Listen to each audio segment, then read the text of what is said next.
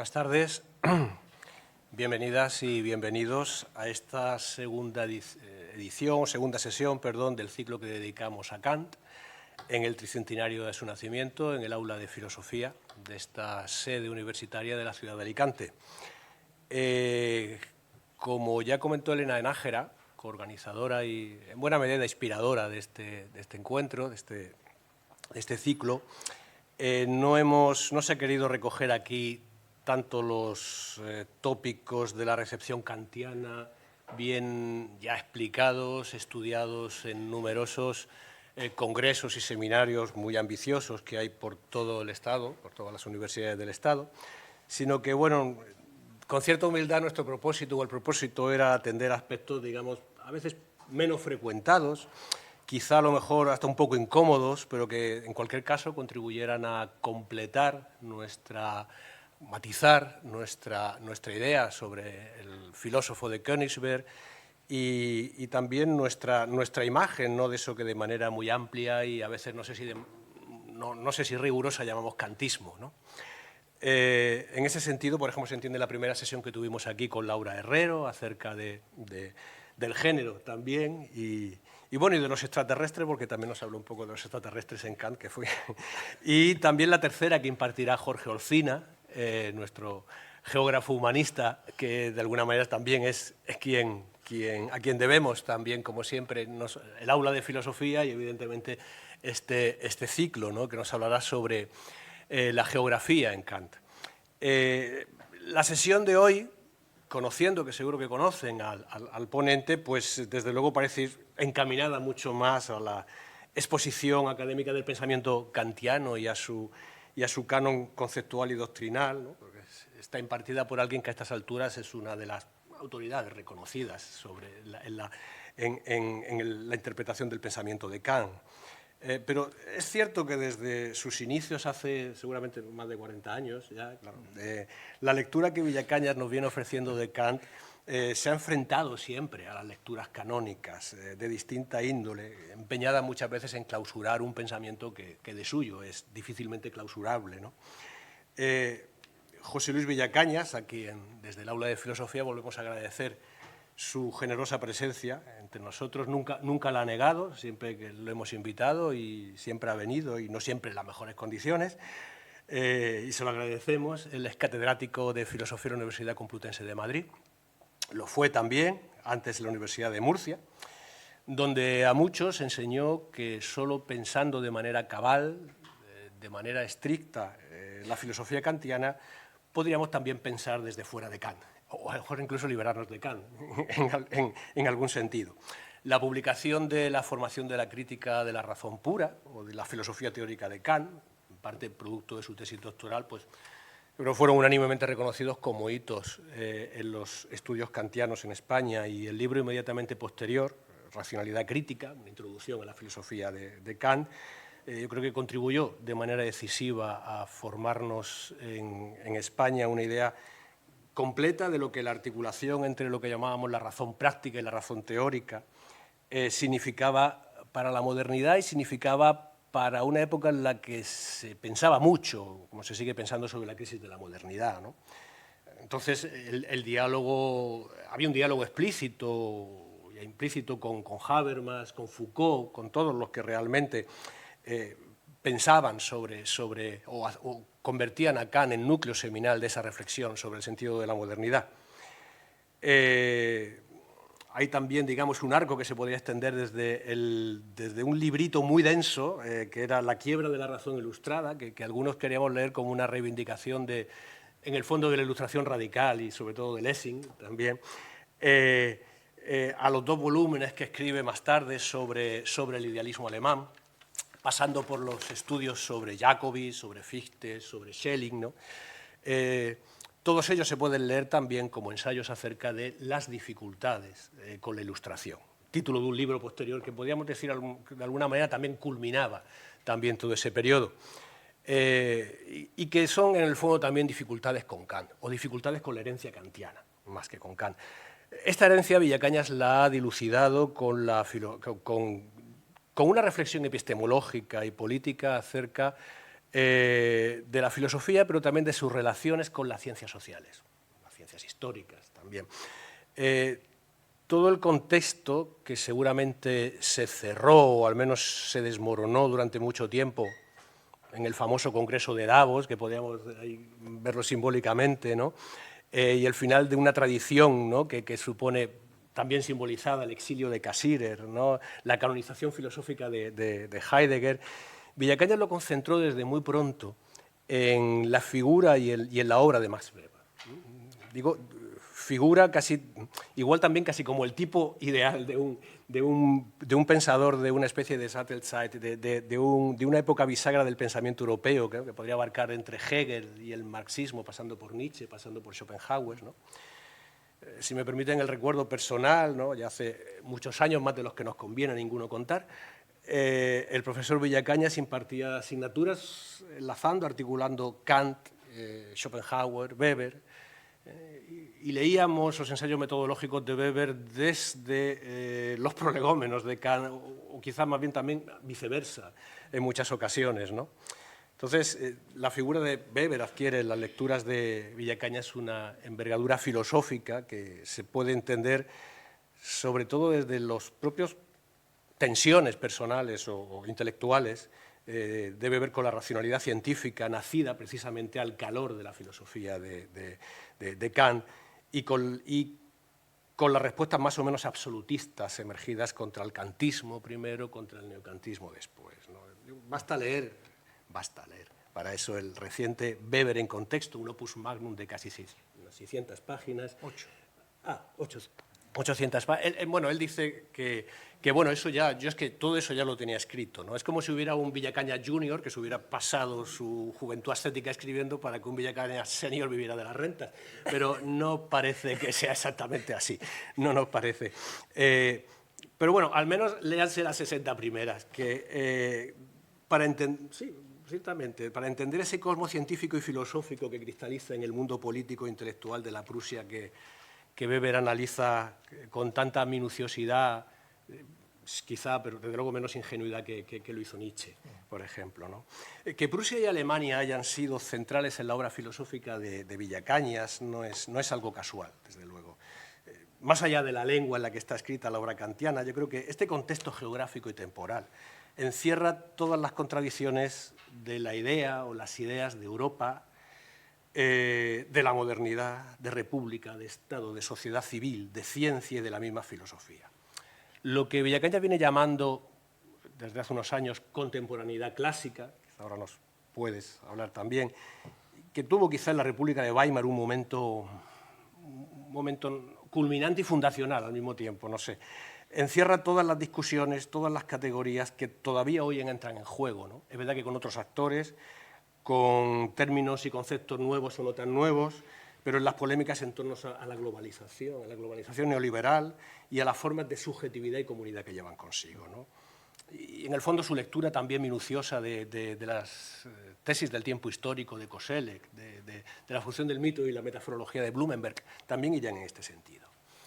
Y también, justo es decir, que España y Latinoamérica han constituido, por eso mismo, justamente, un punto central en la obra de Villacañas, como elementos determinantes de la historia de la modernidad.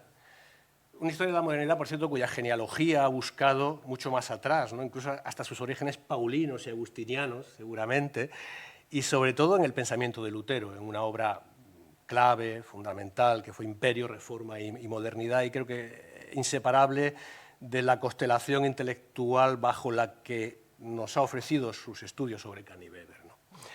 El empeño de Villacañas por reconstruir la tradición del pensamiento hispánico vinculado a la historia del poder político, yo creo que obedece también a ese empeño por reconstruir una historia, o acaso otra historia de la modernidad que suele quedar desdibujada, ¿no?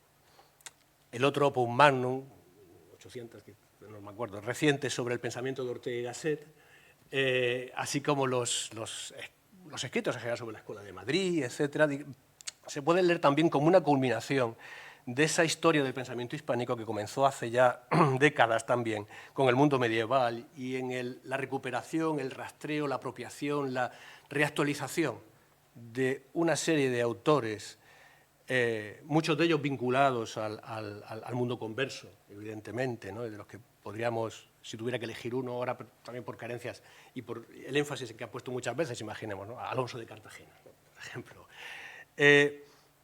Para terminar la presentación, no quiero ser excesivamente retórico, ¿no? Pero creo que me gustaría resaltar tres aspectos fundamentales ya de José Luis Villacañas como filósofo, ¿no? Por un lado, su empeño por constituir una obra que da cuenta de las distintas esferas del pensamiento filosófico, digamos, tradicionalmente concebido, ¿no? Una teoría del conocimiento, fiel a la raíz kantiana, que da cuenta permanentemente de las ciencias sociales, de las ciencias históricas, por supuesto enfrentada con cualquier gesto, movimiento de absolutismo ontológico o antropológico, ¿no? Una teoría práctica que no puede dejar la ética al margen de la reflexión política. Podemos ir a los escritos de Kant y a los fundamentos teóricos de la República, que en el fondo fueron una consecuencia de toda esa reflexión sobre la filosofía política kantiana. Una estética que dé cuenta también de las aspiraciones y los límites de lo sublime y la sublimidad, ¿no? en la educación estética de una modernidad definitivamente post-kantiana, seguramente, ¿no? Y una antropología que justamente se despliega en su análisis de la formación del sujeto moderno, a partir de Lutero. Pero, por otro lado, también tengo que señalar el compromiso de José Luis Villacañas con una idea de universidad, que lo sé porque la conozco de distintas maneras, como es que no elude los lados más ingratos, acaso intrigantes, de la gestión universitaria, pero que está convencida de que es, digamos, el instrumento, el lugar para la formación de un pensamiento también común. Herramientas conceptuales para entender las realidades en que vivimos y poner coto, de alguna manera, a las imposturas de la llamada guerra cultural o batalla cultural, ¿no? Y además es un lugar donde ha apoyado a sucesivas generaciones de investigadores y ha empujado a una parte de la mejor investigación filosófica que se viene haciendo ahora en la universidad, ¿no? Y es un hecho insólito en un país donde no se generan tradiciones, donde los filósofos terminan siendo maestros de sí mismos, como mucho, ¿no?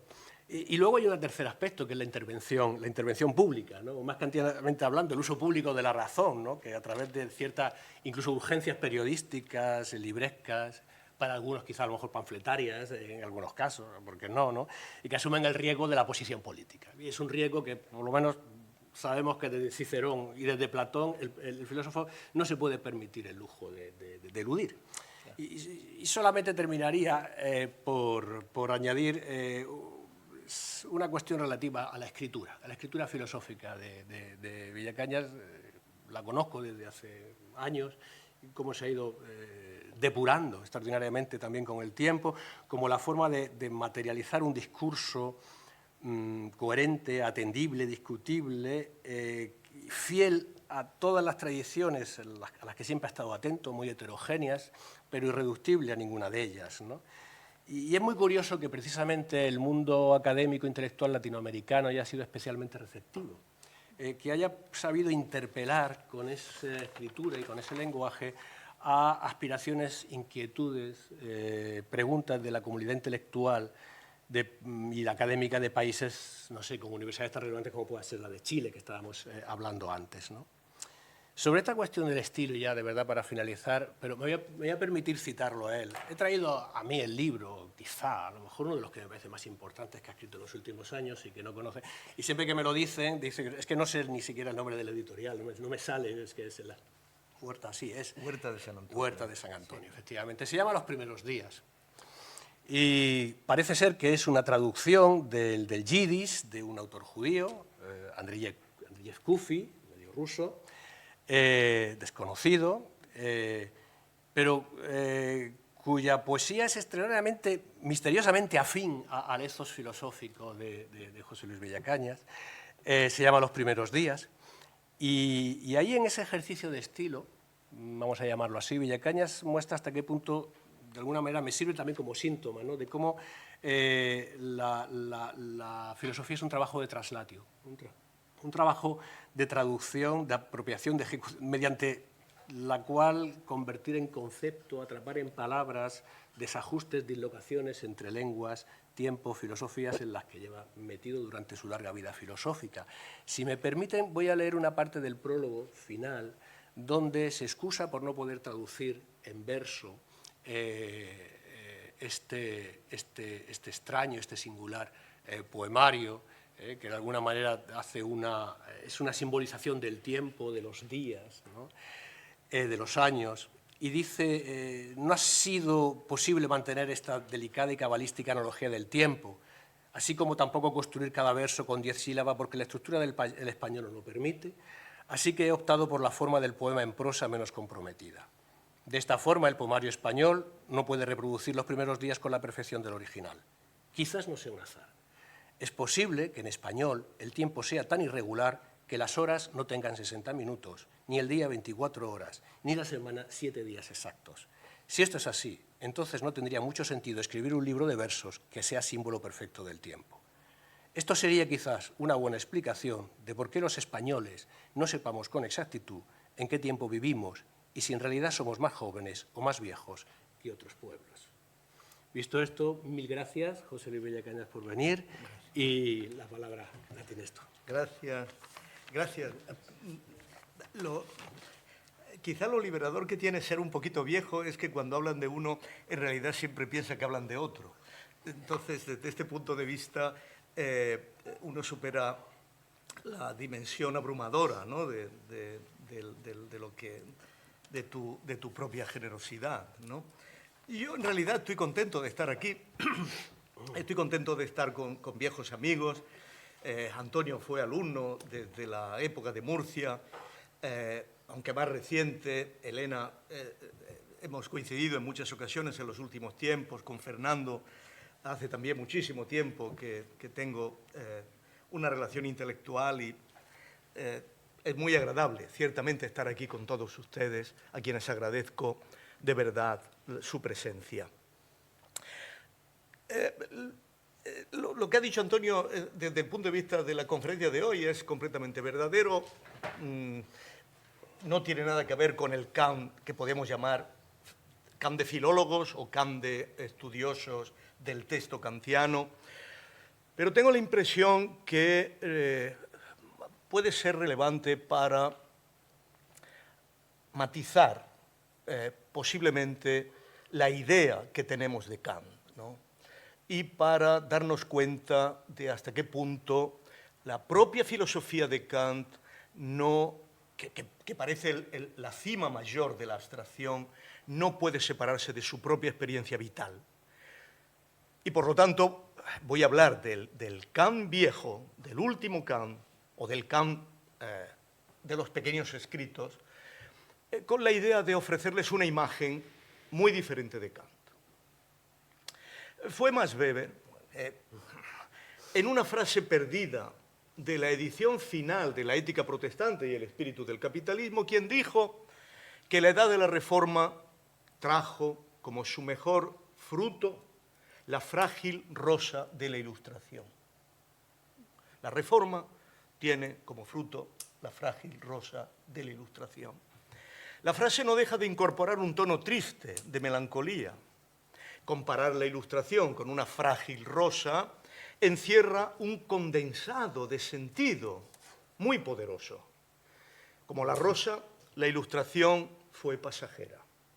Como ella, fue bella y agradable. Como ella también, poco duradera. Lo que sobrevivió a duras penas de esa flor resultó ser, dice Weber, el utilitarismo, que ya desde su nombre proclamaba su voluntad de falta de grandeza. La Ilustración, por el contrario, la tenía. Conservaba el nervio utópico de la edad de la Reforma y su anhelo de perfección. Y por eso, la rosa fue su destilado. Weber no era un filósofo, pero su penetración es sorprendentemente aguda. Podemos decir que lo que continuó la Ilustración, el tiempo posterior a la Ilustración, eso que Coseles llama la Sattelzeit, tiempo gozne que conduce a la contemporaneidad, ya no tenía en modo alguno su nervio ni su grandeza. Y no solo eso, la nueva época no poseía energía moral autónoma, sino que la energía radicaba más en el poder de los estados nacionales que en los sujetos humanos. La Satellite, en el fondo, es la constitución de los estados nacionales, no de la sociedad civil, como quería hacer la Ilustración.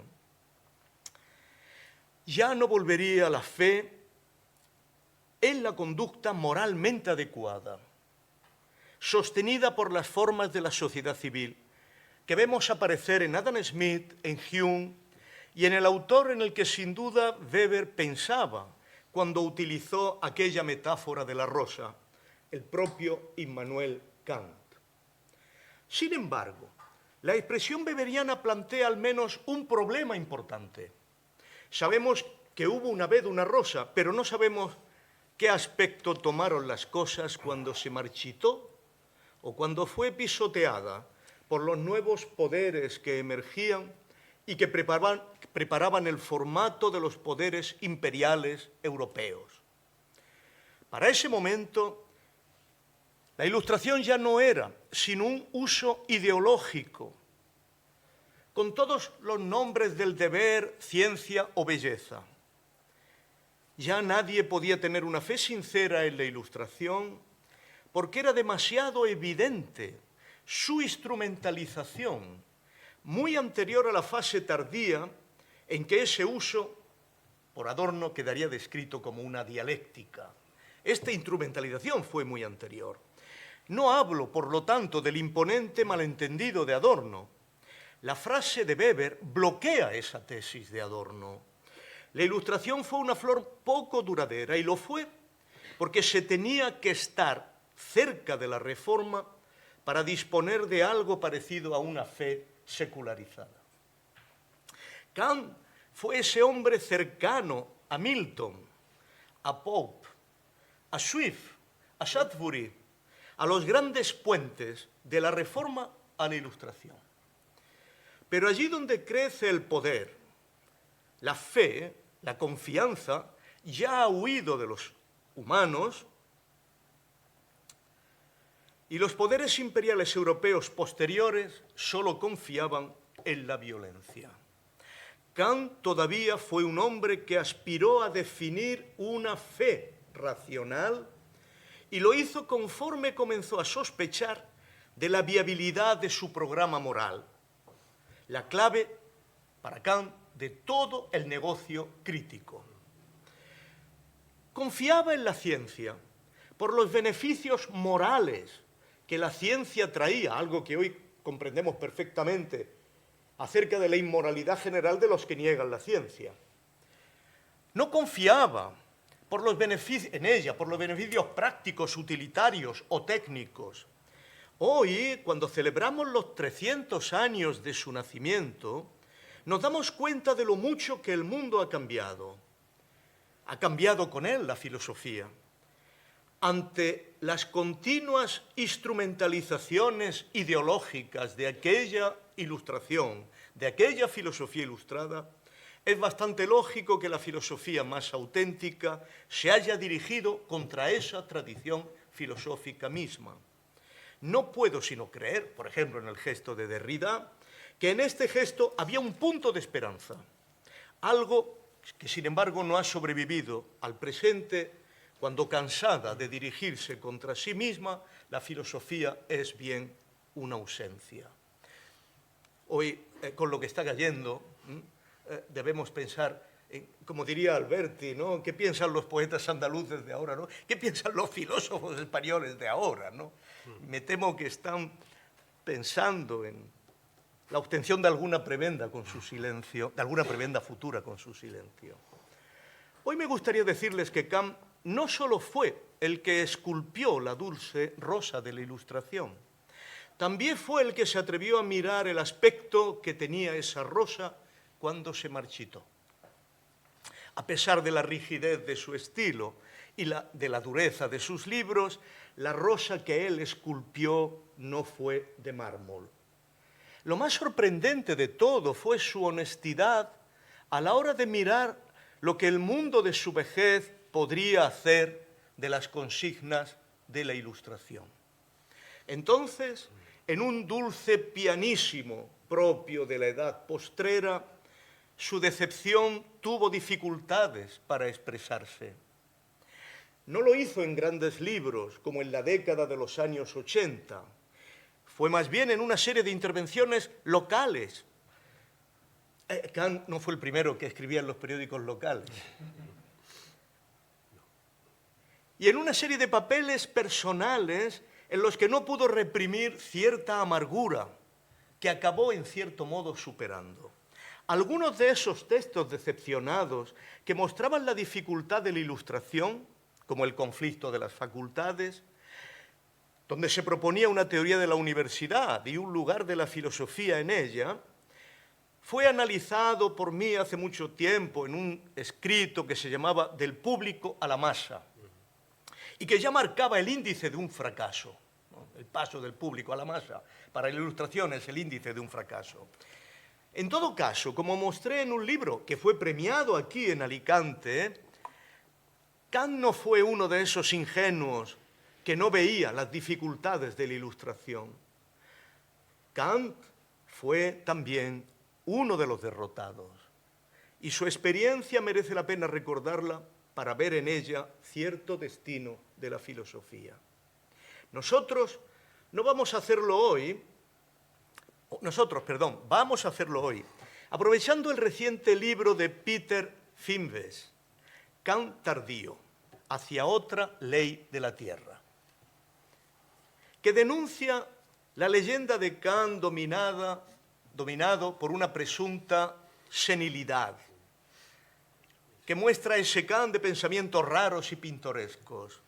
Fimbes, en un libro moroso, difícil, desigual, nos convence de que no se trata de senilidad, sino de una mirada que se deconstruye a sí misma, que analiza su propia filosofía desde la extrañeza que produce el inocultable rumbo de los tiempos.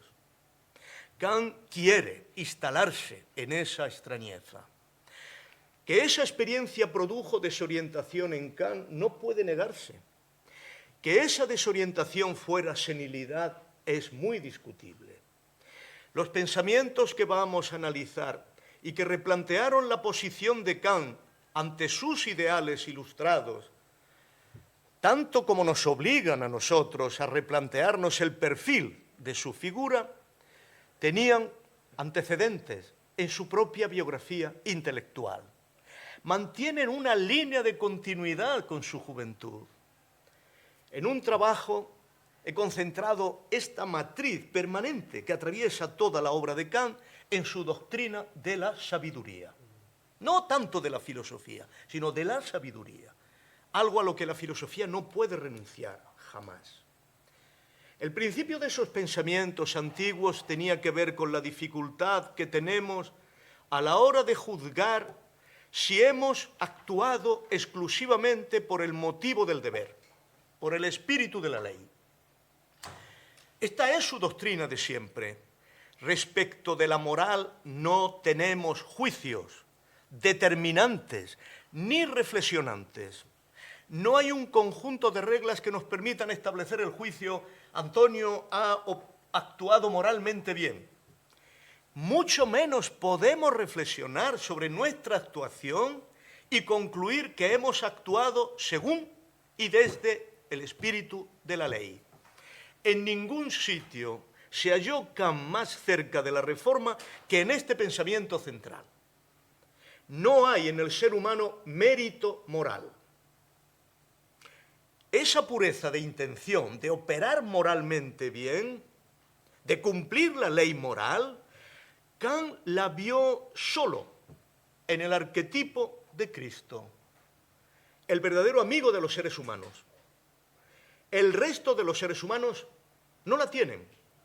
Y no solo eso, sino que los humanos presentaban una inclinación sorprendentemente estable a dejarse llevar por autoengaños, mentiras sobre sí mismos, falsificaciones de recuerdos y motivos, y desde luego por una inestirpable inclinación a mentir a los demás.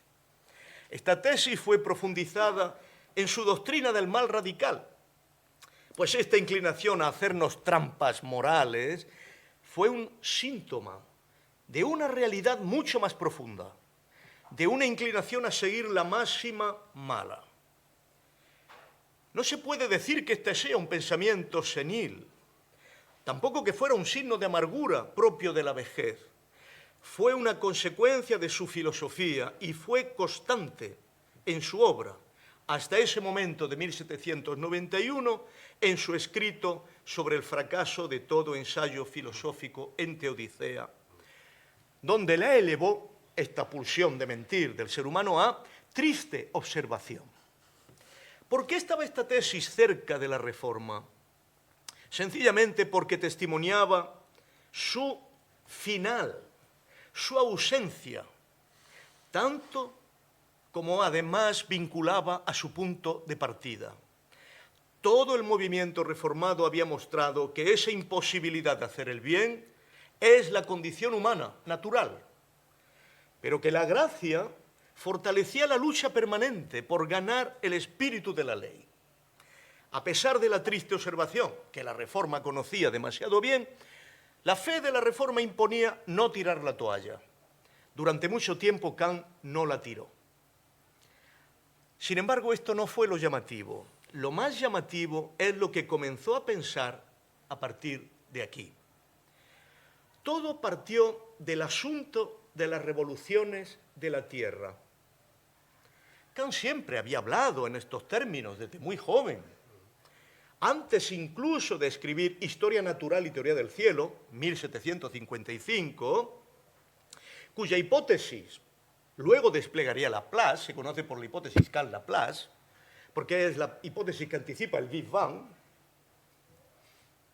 Kant se preocupó por la cuestión de si la Tierra envejecía desde el punto de vista físico y reflexionó, como es natural, de forma inmediata sobre los terremotos de 1755 de Lisboa.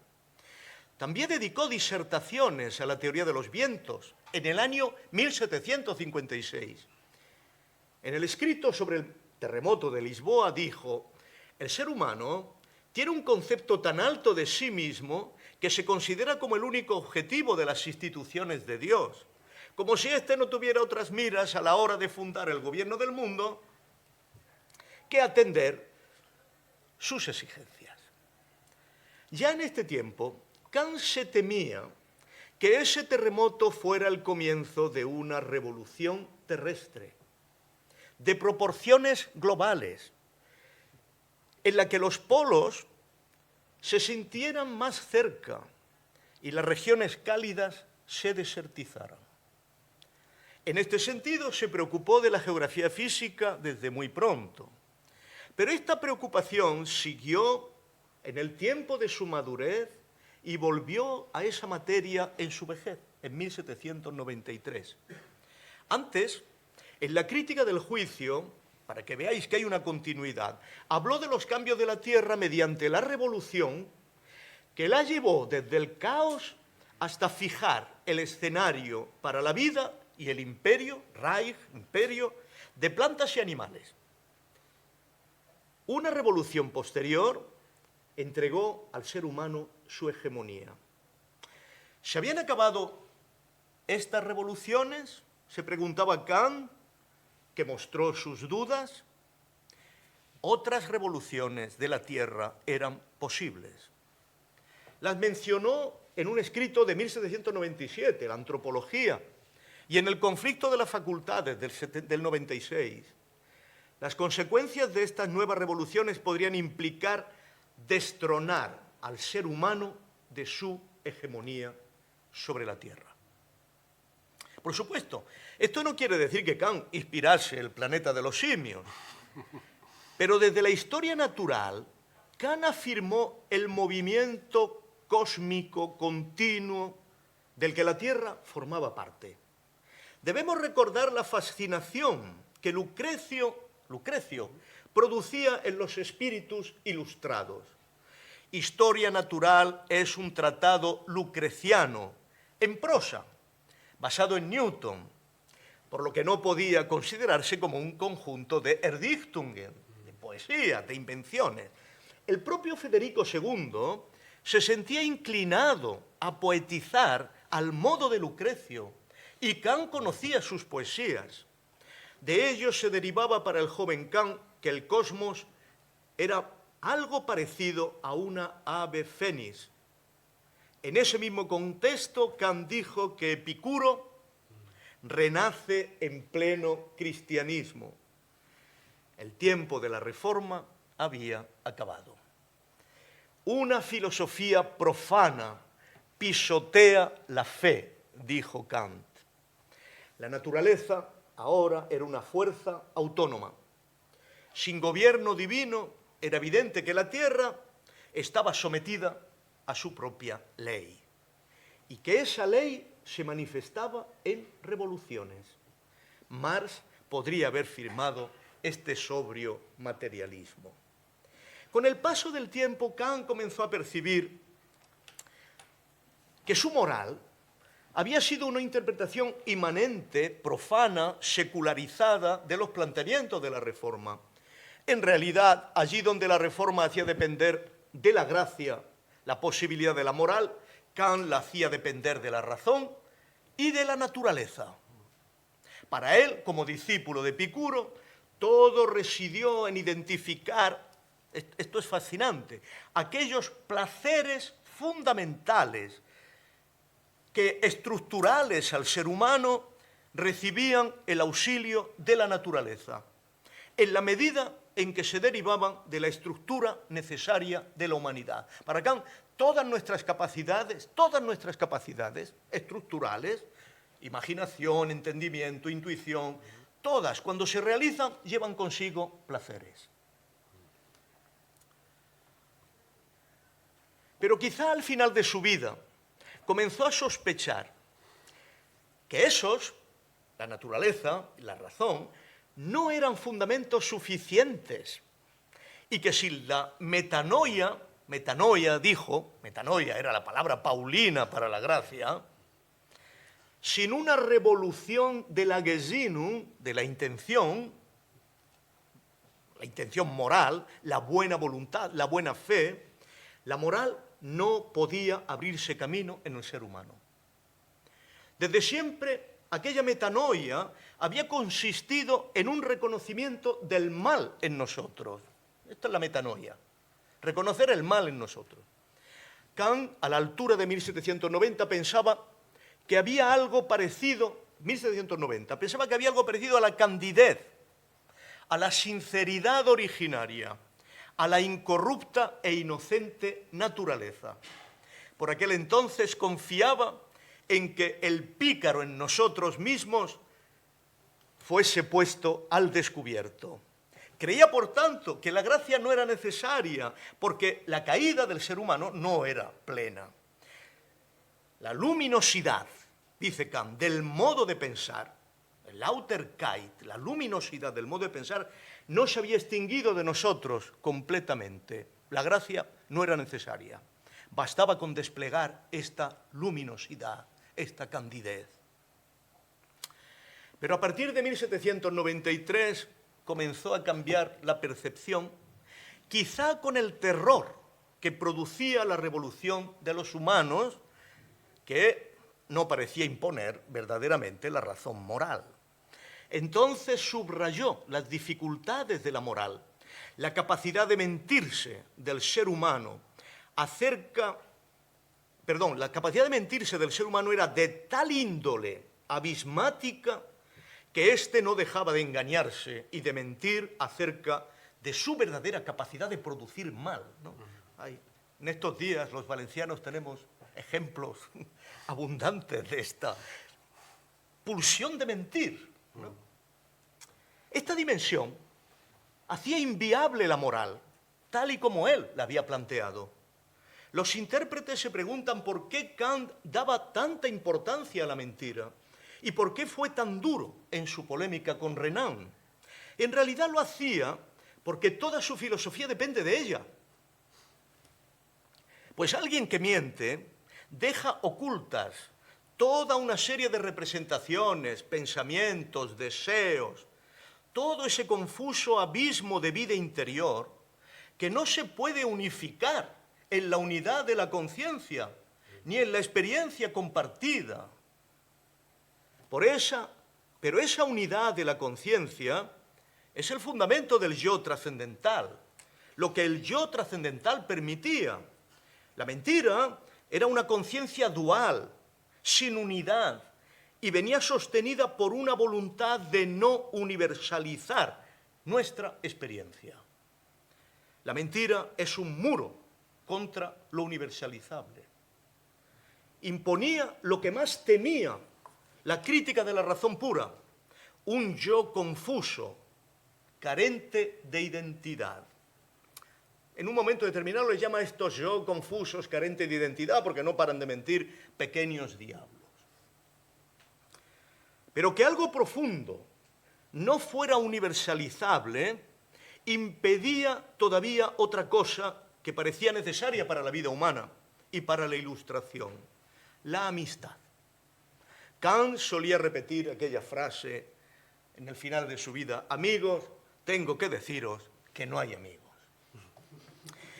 Kant comenzó a darse cuenta de que no había bases en la naturaleza nuestra que impusieran esa unidad de conciencia. Este hecho avivó la observación de Kant en un sentido casi freudiano. Hay que leer la antropología para esto, para señalar los fenómenos que se oponían a la unidad de la conciencia, el supuesto fundamental de su filosofía trascendental y, en cierto modo, del programa de universalización. Así comenzó a registrar en su propia conciencia todos los fenómenos que se oponían a su unidad. Tanto fue así que Kant se sentía a veces perdido ante el descontrol que emergía de su propia conciencia vital. Una y otra vez describe cuando su hermana le exige que despida a su viejo criado: tengo que olvidar a Lampe, tengo que olvidar a Lampe. Lo escribe por todos sitios, al lado de reflexiones filosóficas o en la cara de una factura de la compra. Es como si no se diera cuenta de que la compulsión de tener que olvidar a Lampe aumentaba la inclinación a recordarlo. Este yo desmenuzado, fracturado, roto, opaco, asomó como experiencia cotidiana en Kant con todas sus consecuencias morales. En el conflicto de las facultades habló de esos casos morbosos que cuanto más se intentan someter su corriente mental a la voluntad, más ven incrementado el sufrimiento de no poder hacerlo, ¿no? Kant también los experimentaba. Freud mostraría casos de personas que se obsesionan tanto con el bien para acabar violándolo. En el escrito sobre el fracaso de toda teodicea, fue donde Kant se acercó a la figura de Job, que está ahí en los primeros días. Allí la autoridad de la Biblia mostraba la índole de la amistad. En este escrito de 1791, el pesimismo de Kant irrumpió en toda su amargura. Ya no hablaba de una Lauterkeit des Denkens, de una luminosidad del pensamiento, sino de una Unlauterkeit, ¿no? De una oscuridad mental, de una deslealtad profundamente arraigada en el corazón humano, dice. Eso era una Unart, una degeneración. El ser humano se engaña a sí mismo y a los demás. Y aquí le rondó la radicalidad reformada de la caída. Y ahora la posible y futura purificación del modo de pensar le pareció que iba para muy largo. Fue solo un año después de la tercera crítica. Pero ahora la inocencia originaria, la sinceridad, es la cualidad, dice en una cita, es la cualidad de la que directamente más alejada se halla la naturaleza humana. Esta fue la triste observación de este escrito. Pero sin ella, dice Kant, sin la cualidad de la sinceridad, todas las demás capacidades humanas no pueden, es una cita, no pueden tener un verdadero valor interno. Solo lo tienen por la sinceridad. todo el edificio crítico se desmoronaba, tan pronto apuntaba la propensión natural hacia el mal, hacia ese mal radical. Tenemos razones para afirmar que Kant comenzó a verse como un misántropo moral. No deseaba el mal a nadie, pero lo esperaba de todos.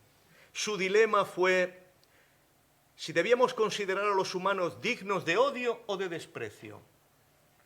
Debemos recordar que Kant también se mostraba dispuesto a reconocer todo esto en sí mismo.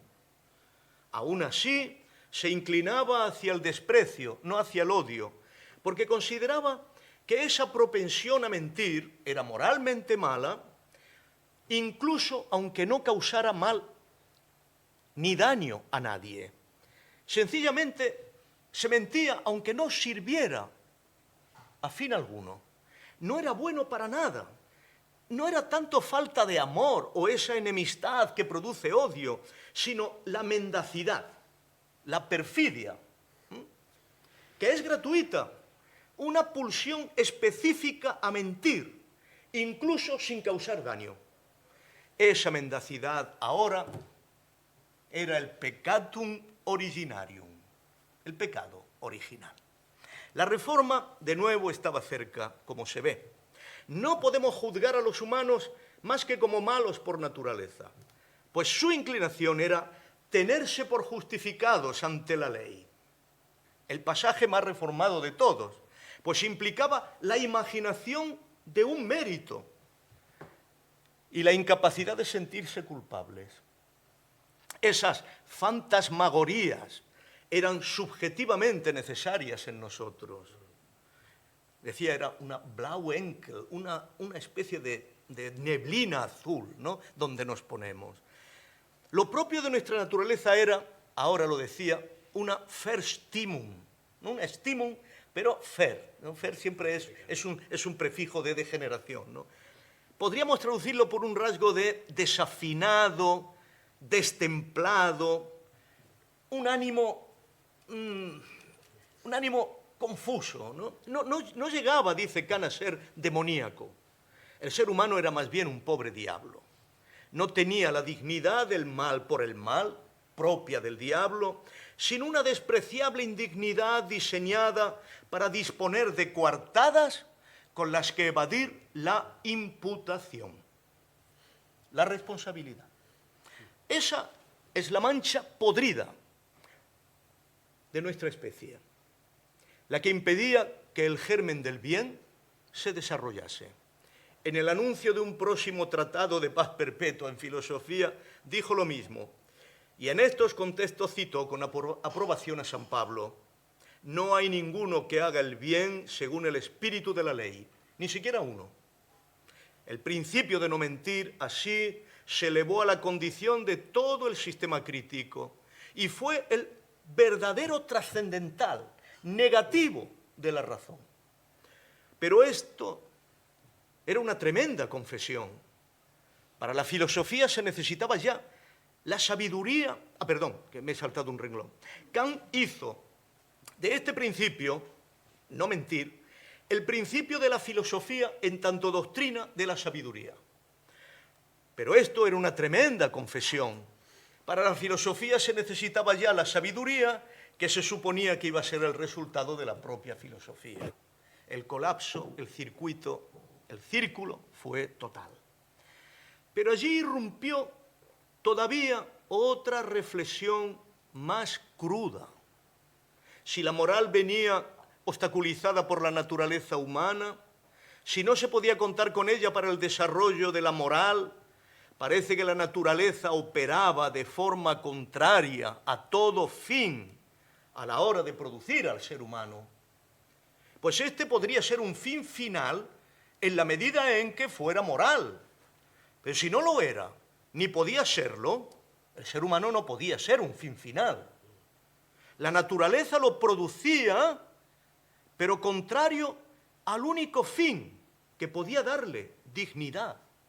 En realidad, el escrito sobre el mal radical era un último intento de salvar la razón práctica, pero ya tenía que hacerlo guiado, fijaos, fue un último intento de pactar de nuevo con la reforma, por un profundo respeto hacia la religión cristiana, dice Kant. Nuestro mal era radical, teníamos inclinación al mal, pero no éramos una razón maliciosa. Aludió allí no a una revolución de la tierra, sino a una revolución de la Gesinnung. Como vemos, siempre lo resuelve con revolución. Nunca se racionalizó la gracia reformada de un modo tan meticuloso, sin ocultar nada, como le dijo a un amigo que le presentó este escrito. Todo estaba pendiente de la decisión última. Sin esa revolución de la intención, que era la última piedra, toda la rosa de la Ilustración, como dijo en el escrito sobre la paz perpetua, era un sueño dulce. Ese sueño implicaba que pudieran seguirse las consecuencias del cristianismo reformado, incluso ya sin fe cristiana, como solo fe racional. Pero esa revolución de la Gesinnung, era una irrupción misteriosa de la trascendencia, demasiado cercana a la forma originaria de la gracia, y no se podía asegurar de ningún modo en nosotros. La decisión no se podía tomar a favor de la experiencia en el bien moral si todo dependía de algo místico. Kant continuó merodeando este terreno y recordó en algunos pasajes la premisa escondida de la Reforma, el agustinismo, en su integridad. Toda esa mendacidad, indignidad, coartada contra la imputación, incapacidad de asumir la responsabilidad, se manifestaba sobre todo en la libido dominandi, en el afán de poder. Era el poder. Kant lo advirtió como San Agustín, incluso en los niños. Dijo, todo el último Kant, ahora lo citaré, se debate en este choque entre el moralista político, que siempre tiene excusas para su actuación, y el político verdaderamente moral, que todavía no se ha desprendido del bello sueño de la paz. Cuando este poder del moralista político, este que siempre se justifica, emerge con su capacidad de comprarlo todo, el desprecio hacia el ser humano ya se queda corto. Frente al poder solo queda la sátira, la burla, el Kant lector de Jonathan Swift. Finbes cita un fragmento de Swift característico del irlandés. Los ingleses algún día harán una proposición de ley que permitirá comerse a los niños irlandeses si el precio es suficientemente bajo. Maupertuis fue más lejos al proponer una desnuda biopolítica, crear con el poder granjas de cría y de reproducción humana. La revolución de la naturaleza que un día generó al ser humano, esa revolución que generó al ser humano, ahora solo funcionaba para aumentar el poder. Eso era mala noticia para la revolución de la Gesinnung. Pues al fin de esa biopolítica, de hacer granjas para tener mano de obra, al fin de esa política, de esa biopolítica, lo conocía Kant perfectamente, y no era otro que aumentar el número de sus súbditos, aumentando de esta manera los instrumentos para futuras guerras. Era crear seres humanos para destruirlos. Era el límite de lo absurdo. Lo más lejano de crear un ser que es un fin en sí mismo. El poder era ante todo elevarse a sí mismo a propio fin. Ese poder se ha dado un nombre que lo autoriza a esto: soberanía. Su aspiración, dice Kant, es el dominio imperial del mundo, de la tierra entera. Lo más preciso es que este poder, en sí mismo justificado por la misma incapacidad del ser humano hacia el bien, es que él mismo promueve e intensifica esa incapacidad, perpetuando así la conculcación del derecho. En el límite, y ese era el final de la época de la Reforma, tendría que revestirse, este es el punto claro para nosotros hoy, ese poder, ya situado en el final de la Reforma, tendría que revestirse del cristianismo para no dejar fuera lo que podría ser su enemigo. Era el final de la Reforma porque ésta se había dirigido siempre contra ese poder, ahora triunfante.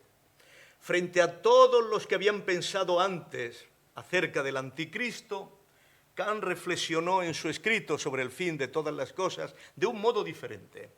Entonces dijo algo que debemos pensar muy profundamente, porque marcaba el final de la época de la Reforma, como he dicho, y la descomposición completa de la flor de la Ilustración. Cito a Kant. Si ocurriera alguna vez que el cristianismo dejara de ser digno de amor, lo que puede ocurrir si se abandonase su dulce espíritu y se armara de autoridad soberana, la mentalidad dominante de los hombres debería ser una aversión y oposición a él. Y el anticristo, el precursor del último día, comenzaría su breve reinado, fundado probablemente en el terror y el egoísmo. Pero entonces, como el cristianismo, llamado a convertirse en religión universal, no sería favorecido por el destino para llegar a serlo, se llegaría al fin inverso de todas las cosas en el sentido moral.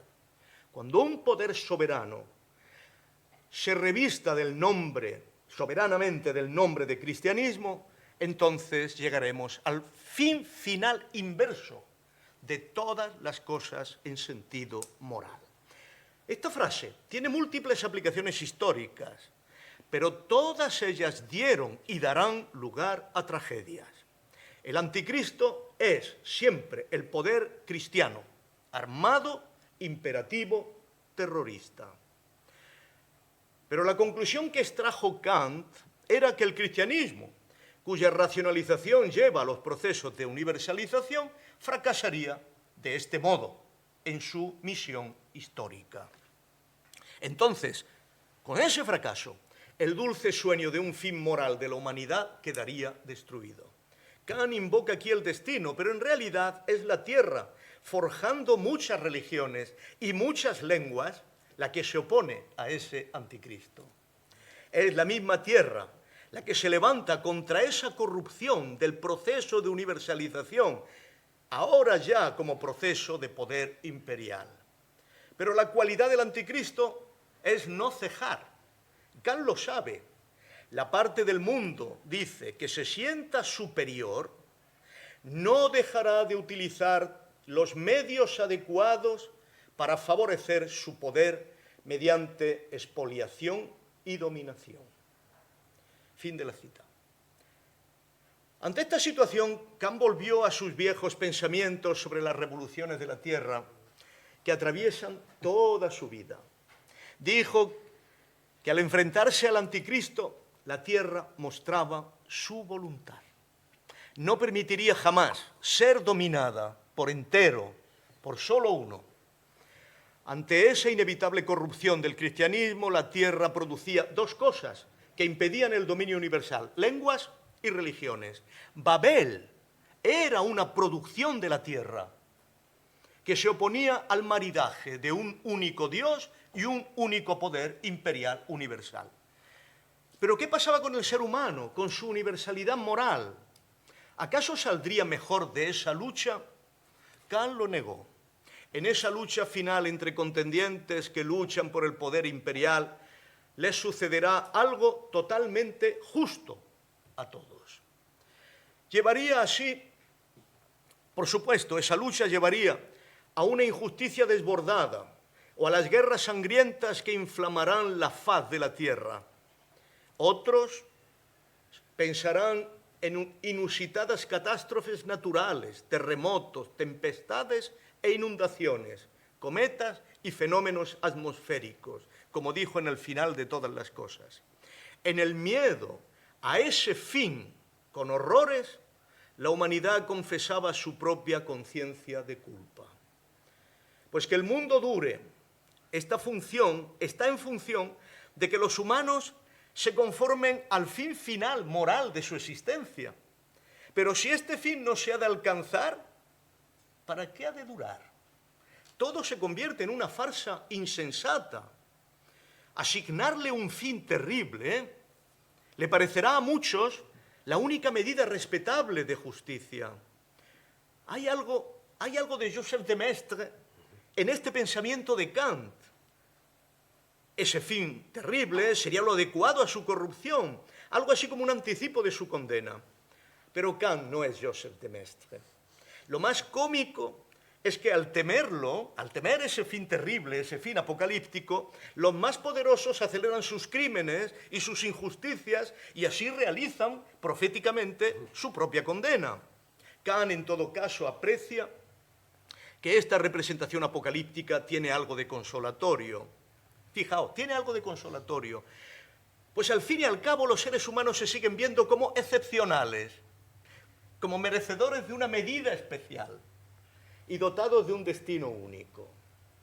Sin embargo, él fue por otro camino y buscó algo parecido a una ley, una nueva ley de la tierra.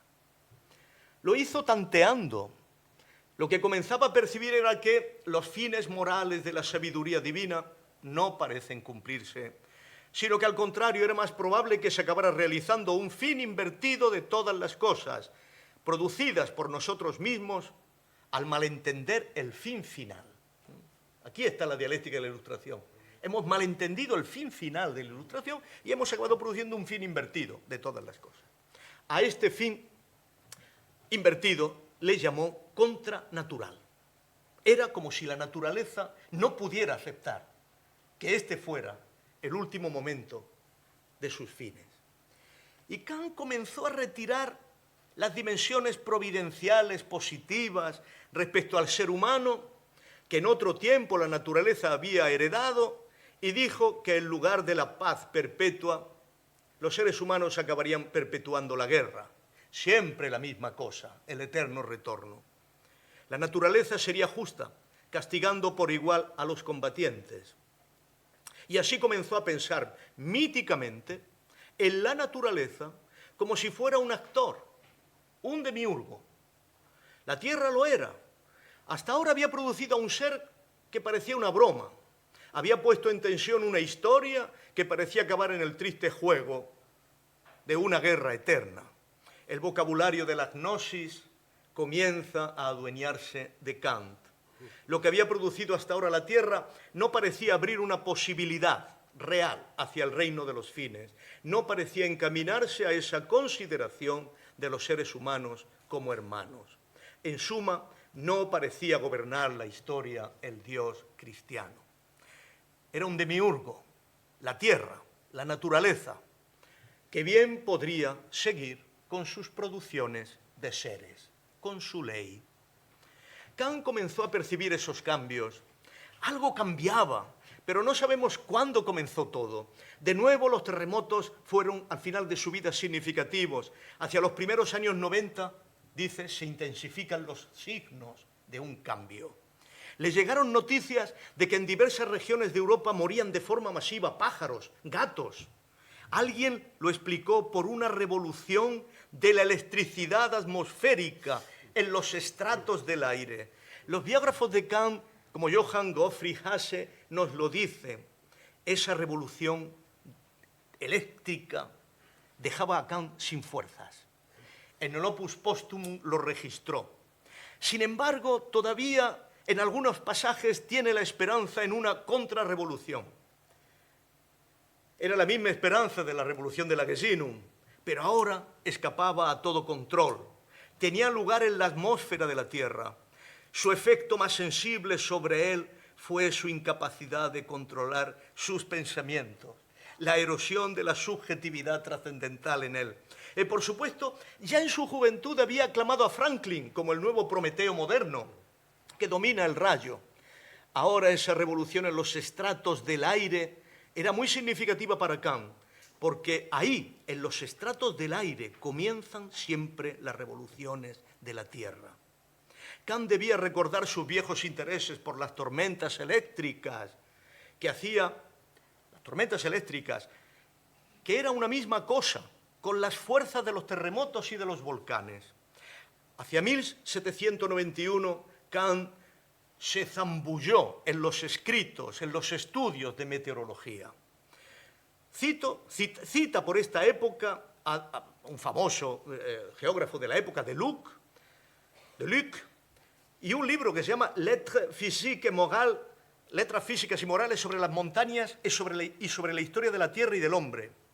Y él mismo escribió en 1794 un texto sobre la influencia de la luna sobre el viento y el clima. También leyó a Lampadius, el más importante meteorólogo de todo el siglo XIX, y va a serlo, que reparó en la electricité und Wärme de atmósfera, la electricidad y el calor de la atmósfera. Todos estos fenómenos eran los que condicionaban la revolución de la Tierra, que promovió la existencia de plantas, animales y humanos. Y ahora se trataba de otra. Las noticias de la mortandad de gatos en Copenhague, en Viena, en Basilea, lo demostraba.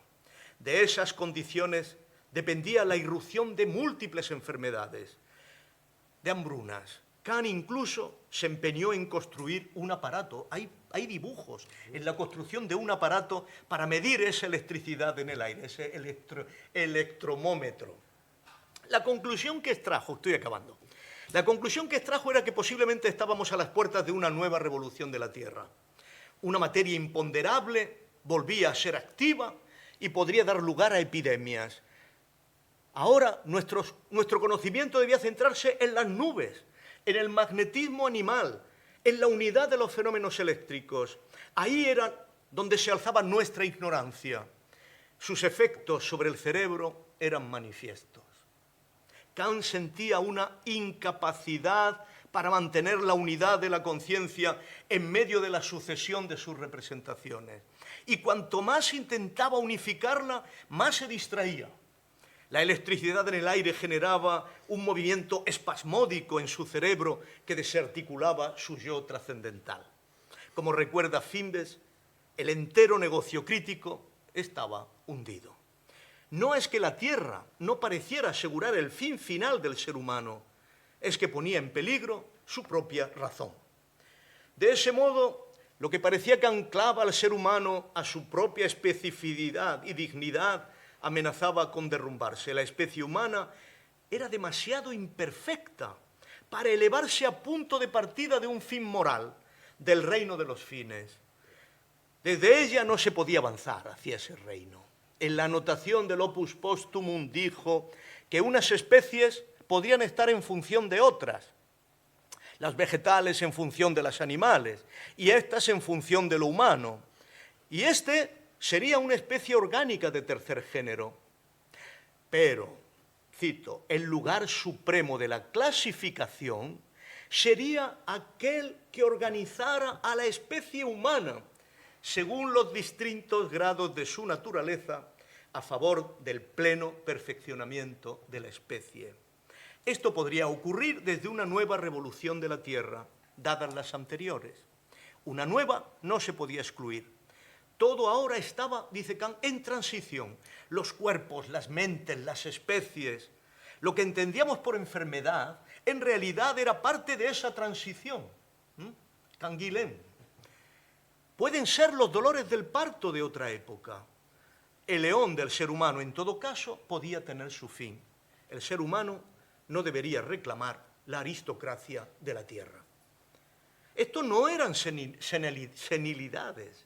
Era la consecuencia de subrayar otros muchos textos que mostraban que el ser humano era demasiado imperfecto para los grandes logros morales y las expectativas de la Ilustración. Y Kant lo sabe, por instinto. Kant recordaba los gritos de los niños recién nacidos, una escena de Agustín. No era dolor, dice Kant, lo que se ve ahí. Es el fastidio de los niños consigo mismos, de indignación por ser tan imperfectos, tan prematuros, como diría Freud. Era un hecho marcado ya en la antropología. Lo más asombroso es que Kant interpreta esos gritos de indignación como fruto de la evolución social de la especie, propia de una segunda época de la humanidad histórica, capaz de generar una segunda naturaleza. La humanidad originaria no gritaba, grita la humanidad social. Rousseau. Por eso se inclinó a considerar la necesidad de una tercera época, mediante grandes revoluciones de la naturaleza. Por ellas, por ejemplo, los chimpancés o los orangutanes, es una cita, podrían dotar sus órganos de andar, de tocar o de hablar de estructura humana y podrían llegar a ser unos animales cuyo interior encerrase un órgano para el empleo del entendimiento y se desarrollase paulatinamente mediante la cultura social. Pero también esas revoluciones de la Tierra podrían hacerlo, o sea, los orangutanes y los chimpancés podrían evolucionar, ¿no? Y podrían quitarnos la aristocracia de la Tierra. Pero también esas revoluciones de la Tierra podrían dar a luz criaturas organizadas de otro modo. Una cita. En distintas épocas del mundo. La capacidad organizadora de la Tierra no tenía por qué haberse acabado de caminar desde el caos al orden. Por tanto, podrían surgir nuevas razas en el futuro, sin duda. El ser humano, en fin, es fin en la medida en que es medio para el fin moral. Si ha dejado de serlo, entonces se convierte en una especie fallida, espuria. Ahora la naturaleza puede regresar a su omnipotencia y el ser humano verse en su pequeñez. Pero así Kant, sobre todo, humillaba a los poderosos. Era la única manera de responder a los que en el fondo separaban al ser humano de su fin final, en una especie de justicia compensatoria. Cito, el que los mandatarios de su propia especie lo tomen por algo insignificante y lo traten en tanto tal, explotándolo como un animal, utilizándolo como mero instrumento de sus propósitos y enfrentándolos en sus guerras para que se maten los unos a los otros, esto no es ninguna menudencia, sino la subversión del fin final de la creación. Dijo en el conflicto de las facultades. Una revolución de la Tierra era necesaria para destruir a los destructores. Pero lo hacía pues no podía concebirse racionalmente que los destructores vencieran sin autodestruirse finalmente ellos mismos.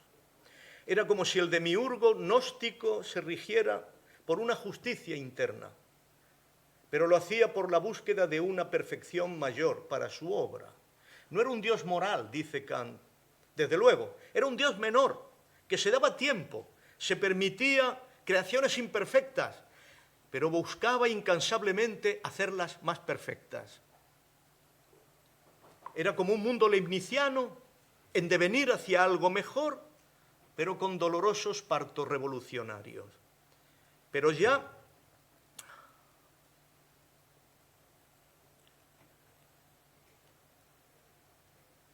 no estaba comprometido con el ser humano. Al final, Kant solo confiaba en las revoluciones de la Tierra y sugirió que solo dejando la plaza a otro ser mejor podría tener una oportunidad su querida razón moral. Kant prefería entregar al ser humano que entregar a su querida razón moral. Sobre la evolución humana, esta ya no parecía segura. Pero ¿no caminaba el ser humano hacia lo mejor? ¿No había dicho esto Kant? Sí, podría decir Kant, con ironía. La naturaleza le hace caminar hacia lo mejor, pero no hacia lo mejor para él.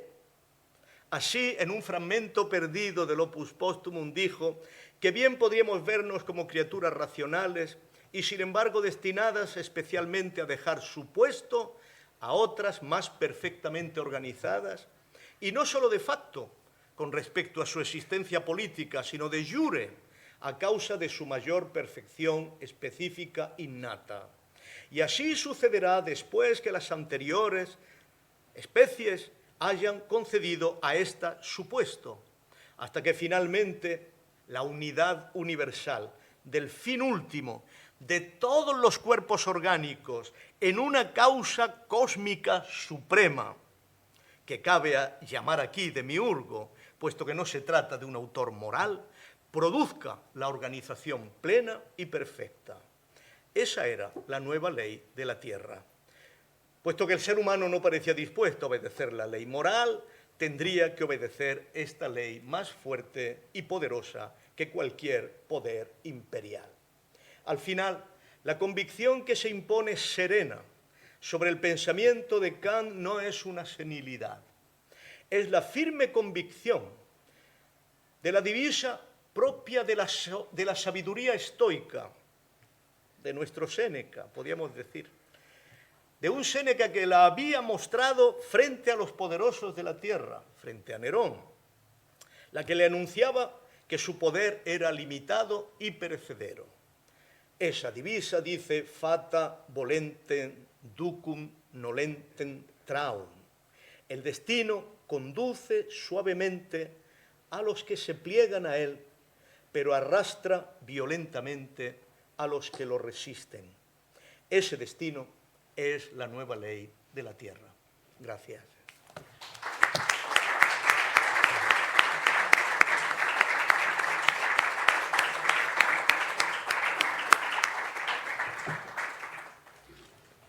Bien, muchas gracias. Sabíamos, intuíamos que no íbamos a tener al Kant más canónico, precisamente aquí, pero era Kant, es Kant sin duda, sin duda es Kant, pese a quien pese. Bueno, abrimos aquí un turno de intervenciones, de pareceres, de preguntas, cuando se quiera. Ahí al final, Eduardo.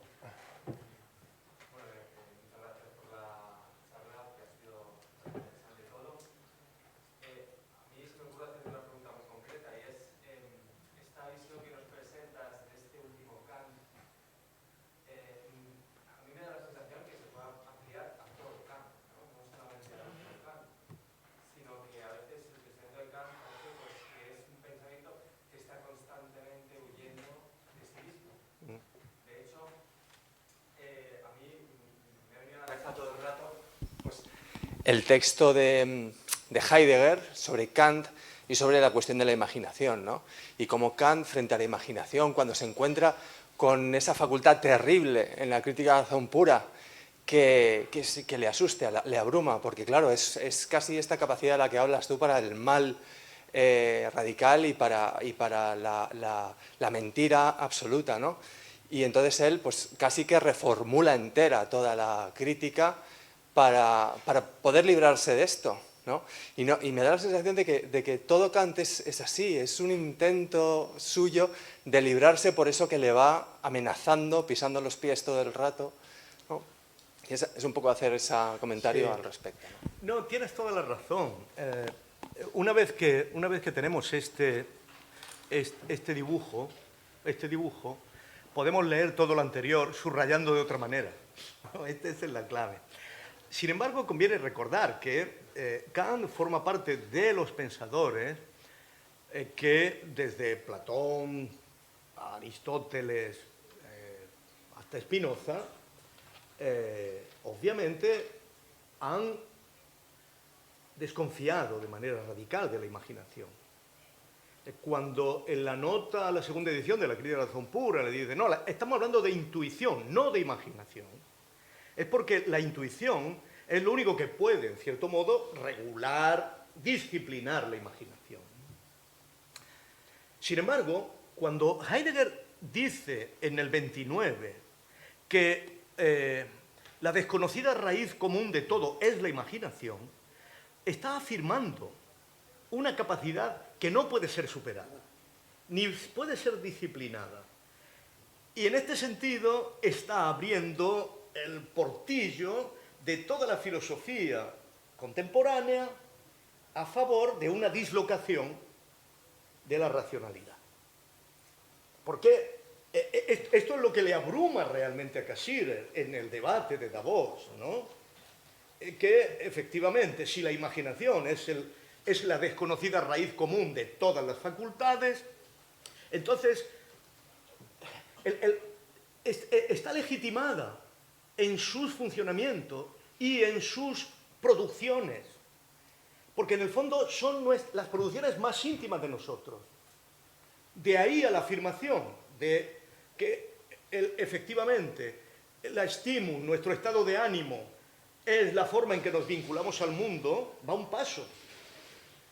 Y en este sentido va un paso el hecho de que no podemos vincularnos a nada que atraviese la historia, ¿no? Que esto a Cassirer le abruma, dice, pero no, pero tenemos que tener algo más que la imaginación, tenemos que tener la ley moral, ¿no? Por supuesto, la forma de defenderlo Cassirer es de aquella manera, pero creo que el sí o el no respecto de la centralidad de la imaginación es lo que caracteriza la filosofía moderna y la filosofía contemporánea. Y no es un azar que en un momento determinado la humanidad entienda que la emancipación respecto del poder pasa por llevar la imaginación al poder. No, en modo alguno es un azar. Pero de aquellos lodos vienen estos barros. Porque el triunfo de la imaginación, sin ningún tipo de disciplina, sin ningún tipo de estructura, sin ningún tipo de racionalidad, es lo que llamamos fake, es lo que llamamos en la actualidad narcisismo. ¿Por qué? Porque si a algo sentimos apego los seres humanos, es a nuestras propias mentiras, es a nuestras propias imaginaciones. Si en algo se basa nuestro narcisismo contemporáneo, es que nos abrazamos a nuestras imaginaciones sin ningún tipo de coartadas. Esto es, la diferencia fundamental reside en que hemos entrado en la época del cinismo, donde no tenemos la más mínima necesidad de justificar respecto de nuestro vínculo a nuestras imaginaciones. Creo que aquí hay un parteaguas, ¿no?, de la historia de la filosofía. Elena, tenías... si queréis hacer portadores, por favor. Sí. Portadores.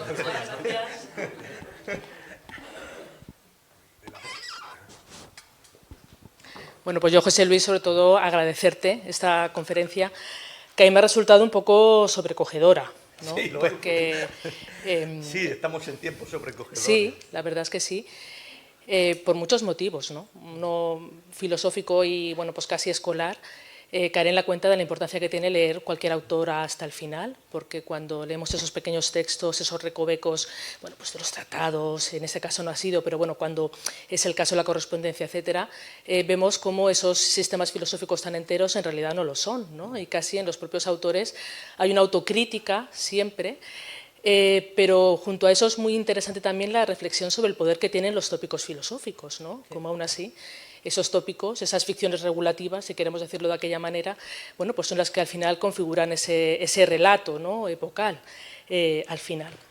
Y yo aquí, bueno, pues me voy a un tópico de la filosofía kantiana, porque casi con tu conferencia lo que se plantea es una revisión completa de la respuesta a la pregunta que nos cabe esperar, ¿no? Habría que revisar completamente la respuesta a esa pregunta. Y bueno, pues muchísimas cuestiones, ¿no? Porque me ha resultado sumamente interesante esa confluencia entre la pérdida de energía moral, esa prevalencia del mal radical, que de alguna manera parece ser que es el diagnóstico final de Kant, con esa otra revolución de la Tierra, que nos sitúa en un horizonte final, pero de alguna manera confiado a la contingencia, ya no es posible ajustarlo a ningún tipo de cálculo, ¿no? Bueno, no se sabe muy bien qué va a pasar. La ley moral queda de alguna manera confiada a esa revolución última.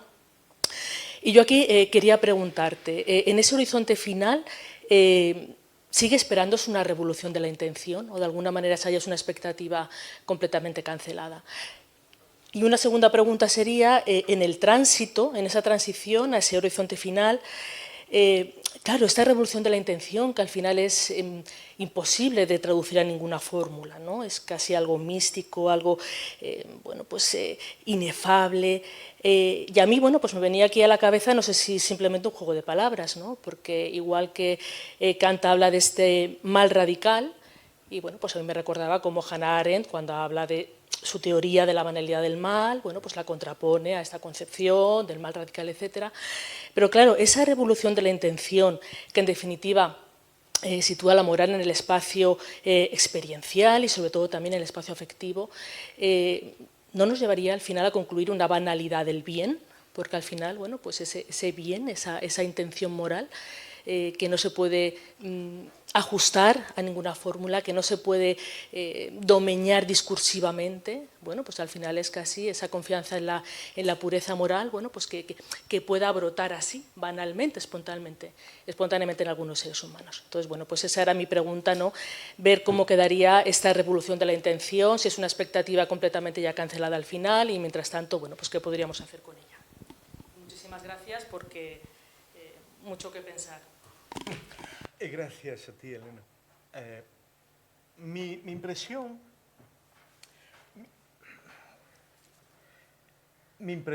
es que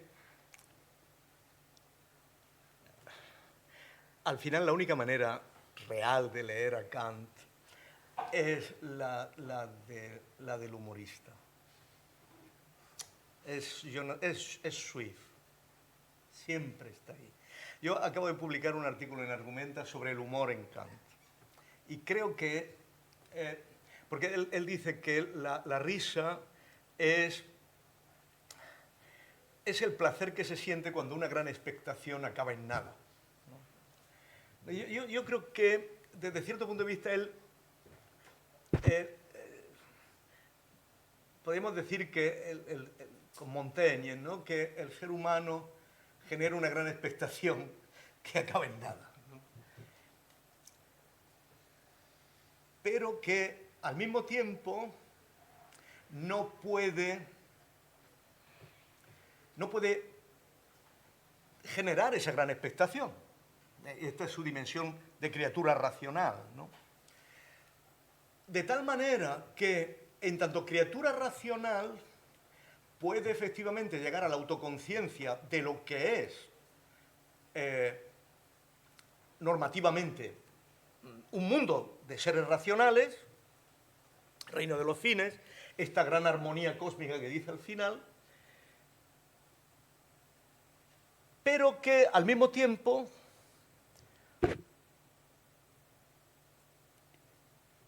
es inviable que pueda producirse en su realidad esa normatividad. Yo creo que, ahora, si tuviéramos que identificar esa revolución futura de la Tierra, yo creo que lo que deberíamos decir con toda seguridad es que volvería a pasar lo mismo. Esto es, ese otro ser más perfecto, que estuviera en condiciones de evolucionar racionalmente, que pudiera tener su propia racionalidad, y que como racionalidad pudiera llegar a tener una idea de su normatividad, tampoco estaría en condiciones de realizarla en la medida en que ha de ser un ser orgánico, ha de ser un ser que tiene cuerpo. Lo que me parece que hay en el fondo de todo el argumento de Kant es que no podemos dejar de identificar, y creo que esto es Adorno, no podemos dejar de identificar la aspiración utópica que lleva consigo el hecho de que seamos seres racionales, y no podemos dejar de ver al mismo tiempo nuestra incapacidad orgánica de serlo, ¿no? Pero que esto pasaría con cualquier otro ser de la Tierra. Porque en el fondo, y esta es la clave de todo, esta teoría de la racionalidad que el ser humano ha llegado a imaginar o a pensar normativamente, está diseñado para una racionalidad que no es corpórea. Es una racionalidad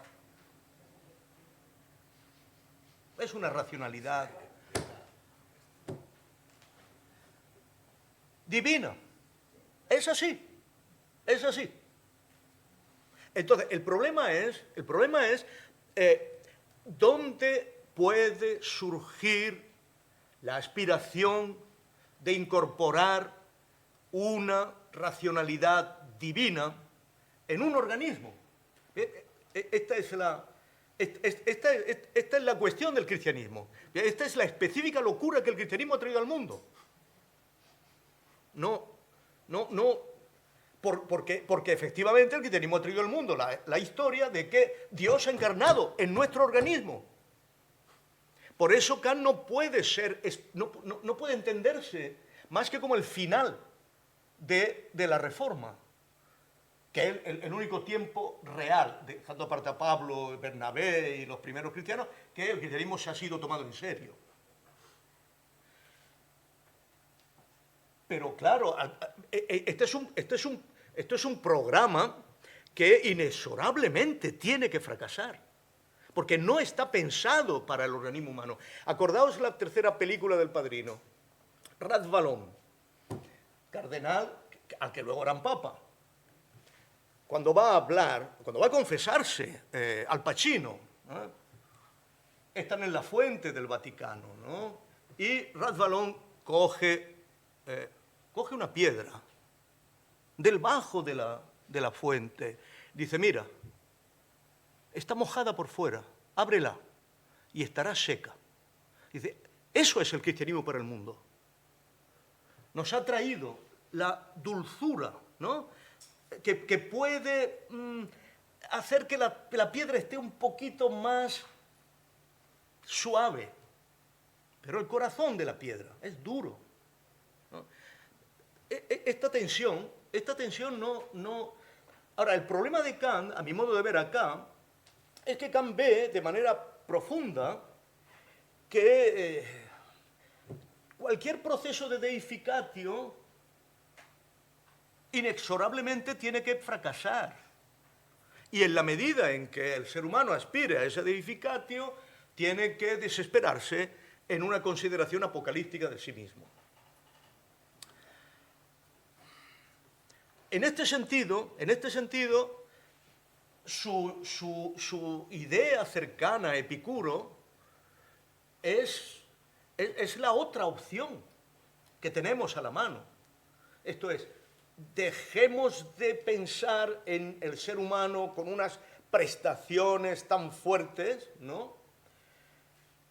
¿Por qué nos vamos a desesperar? Pero claro, Kant todavía resiste y dice, sí, pero es que si no pensamos con esas prestaciones fuertes, nuestro sentido de la normatividad y nuestro sentido de la vida en común y nuestro sentido de la justicia y del derecho desaparecen. Yo quiero llamar la atención sobre esta dialéctica que no puede en modo alguno resolverse. Y quiero llamar la atención sobre la falsa salida posterior del idealismo alemán de intentar efectivamente tomarse en serio esta aspiración de que en el ser humano, a lo largo de su historia, puede encarnarse el espíritu absoluto. De algún modo puede encarnarse el espíritu absoluto, ¿no? Entonces, Kant es fascinante en la medida en que ni podemos soltar esa normatividad y tenemos que encontrar salidas para no desesperarnos por no realizarla. Y esta es la estructura de la filosofía. La filosofía es eso, no es más que eso. Recordar la normatividad a pesar de que sabemos que no la vamos a cumplir, pero no ceder en esto. En este sentido, ser tan obstinados y obcecados como lo que Kant llama que es el anticristo, ¿no? Porque todavía es peor una especie humana que no es racional, que no tiene acceso a esa racionalidad, ¿no? Pero, como diría Walter Benjamin, de esta dialéctica no se puede salir, no se puede tener una síntesis, no hay forma, ¿no?, de suavizarla, ni forma de resolverla. Sí, Fernando... Si esta conferencia hubiera tenido lugar en el centenario de Kant, hubiera sido muy marciana, por así decirlo. Pero ahora en el tricentenario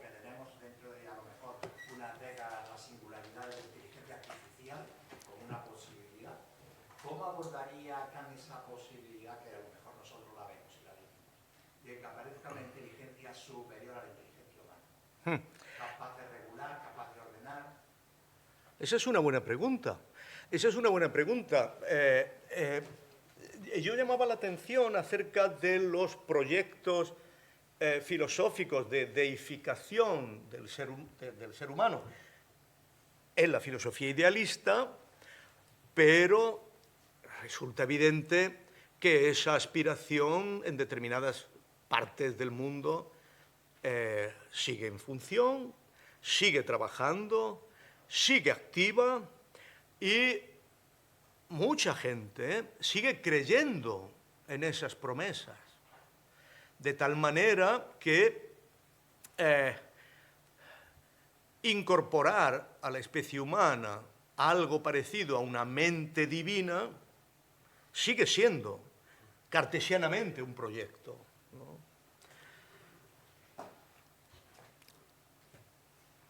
Desde este punto de vista, los enunciados más preocupantes de Kant tendría que ver con esta especie superior que está en condiciones de organizar a la especie inferior. Un buen dominio de la totalidad de la Tierra, con 3, 4, 5 grandes inteligencias artificiales,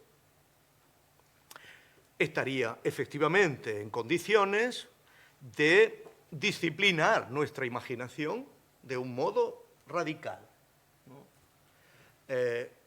Cualquier cosa que queramos imaginar, se lo pedimos al ChatGPT y ordenamos nuestro cerebro en relación con esta mente divina, ¿no? En cierto modo, que en último extremo es la mente que incorpora todo el verdadero entendimiento agente, la mente que incorpora todos los entendimientos que ha habido en el mundo y que está en condiciones de responder a todas las preguntas que ha habido en el mundo. En este sentido, podríamos decir, recordando la pregunta que hacía Elena, que podemos efectivamente recomponer nuestra pregunta, ¿qué nos está permitido esperar? Efectivamente, podemos decir, nos está permitido esperar cualquier cosa, a condición de que respondamos de otra manera a la cuarta pregunta, ¿qué es el ser humano? Y el ser humano será aquel que efectivamente ha sido ocupado por la inteligencia artificial. Esto es un escenario prometedor para todos aquellos que siguen pensando que algo parecido a una racionalidad suprema puede encarnarse en la Tierra. Pero claro, hay que recordar, ya sin cuerpos, ya sin órganos, ya sin carne, esta es la cuestión, ya sin carne, ¿no? Bueno, en primer lugar, muchas gracias por la conferencia. Así. Pues muchas gracias por la conferencia porque, como has dicho antes, pues nos conocemos desde hace mucho tiempo, pero además de conocernos, ha sido un conocimiento intelectual. De manera que yo te he seguido y has planteado en este momento pues un punto más de una línea que viene de hace muchos años. Y bueno, y por eso cuando se han leído tus libros, no todos, pero bueno, por lo menos los más asequibles, pues se va viendo cómo has ido desarrollando tu pensamiento. Y claro, ha llegado a Kant, empezaste por Kant y ya has vuelto a Kant. Y claro, quería hacerte, pues esto era un buen preámbulo para que lo que vaya a decir, porque quería decir que está dentro de un contexto, que no es una pregunta espontánea. Entonces, voy a unir dos cuestiones que se han dicho y la tercera también de la inteligencia artificial, como me viene bien. El primer elemento era la imaginación, como esa fuente, ¿verdad?, desconocida, esa raíz común desconocida. Claro, eso lo voy a unir con lo que ha dicho Elena sobre esa banalidad del bien. Claro, y lo que tú has dicho después, que la filosofía en realidad es esa búsqueda que está. Pero claro, a mí lo que me ha parecido siempre interesante de Kant es que no realizó el círculo y en ese nos movemos, porque estamos siempre en el círculo kantiano, igual que los anteriores están en el círculo platónico. Nosotros estamos en el círculo aristotélico. Pero entonces sí que hay, creo yo, y esto es lo que hemos venido estudiando, sobre todo con Blumenberg en su momento, que sí que hay un momento de cortacircuitar ese círculo. Se puede hacer, y lo hace el gnóstico. Has hablado en algún momento más bien de Epicuro y Lucrecio, pero lo que está detrás, creo yo que es el movimiento gnóstico, y es lo que estoy tratando en el último ejemplo. Porque ese sí que lo confirma. ¿Por qué?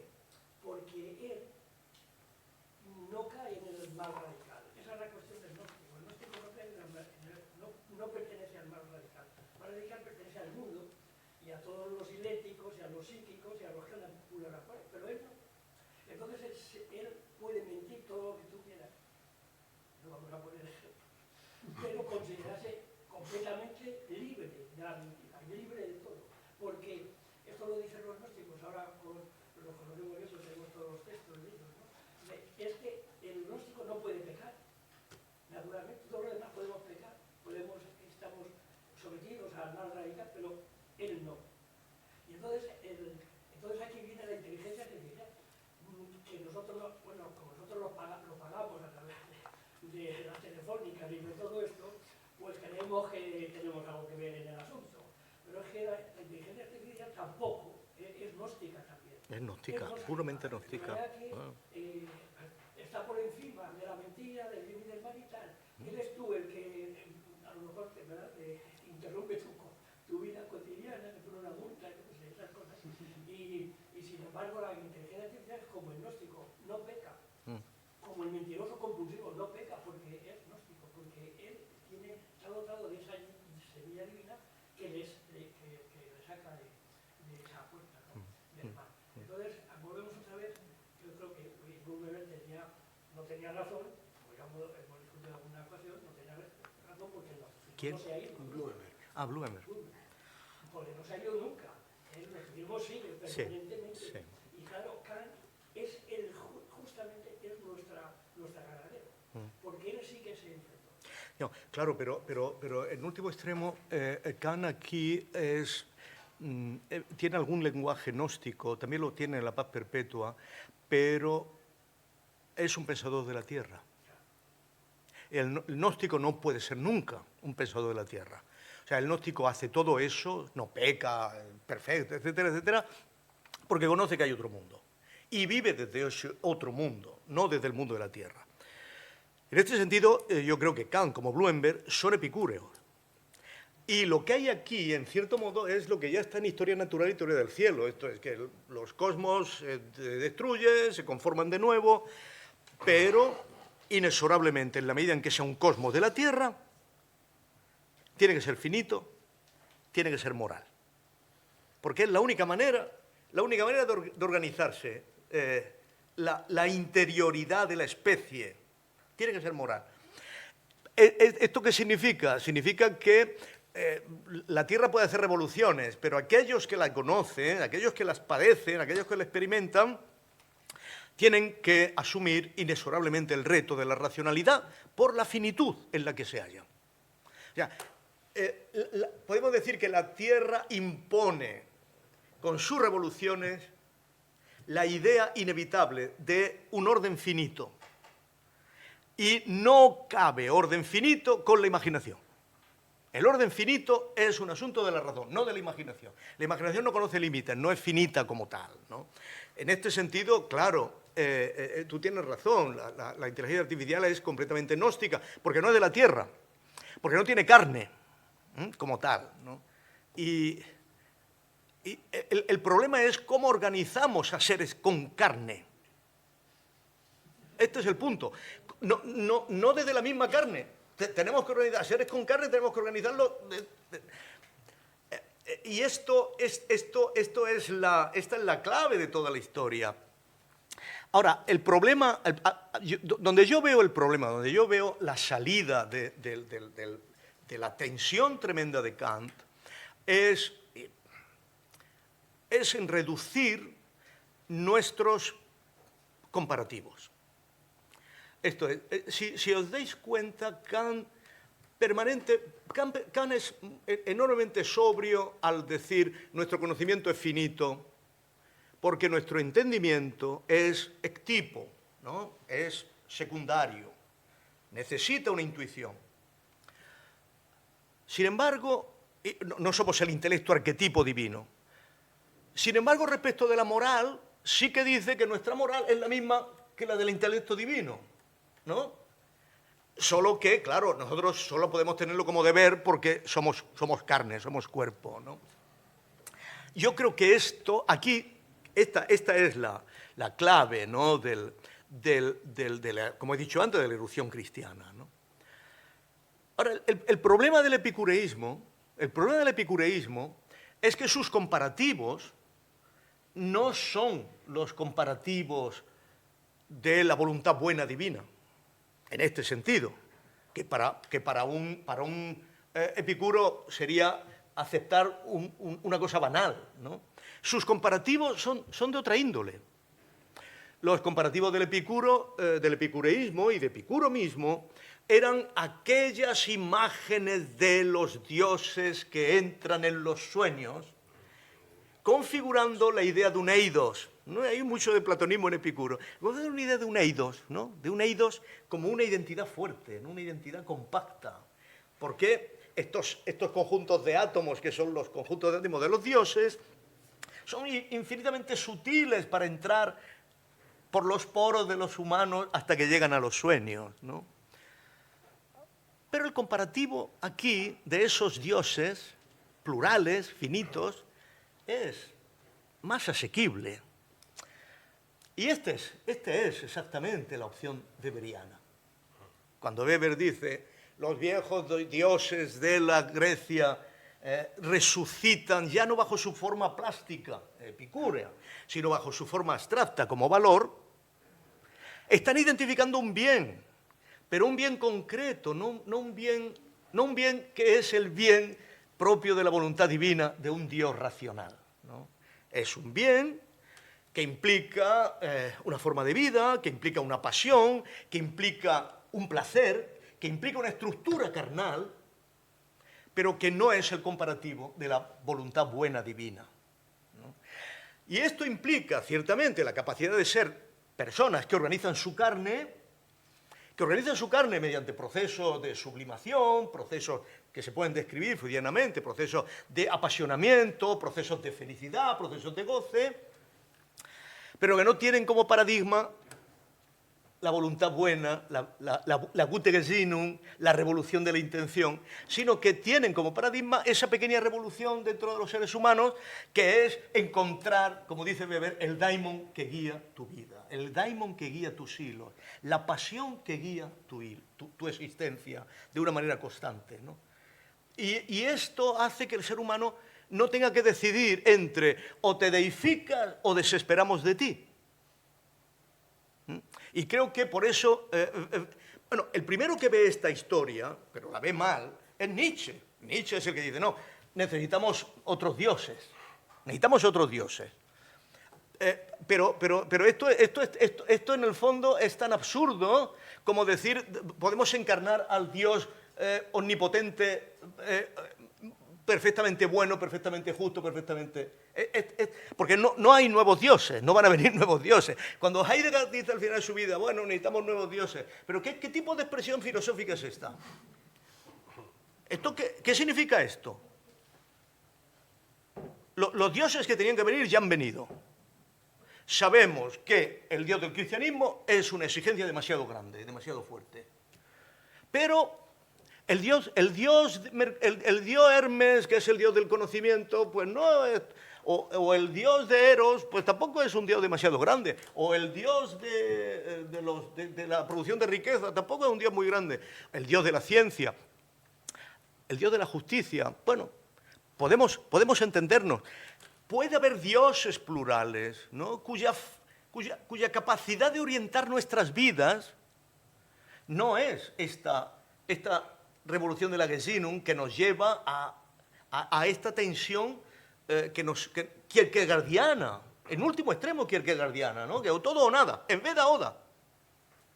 ¿No?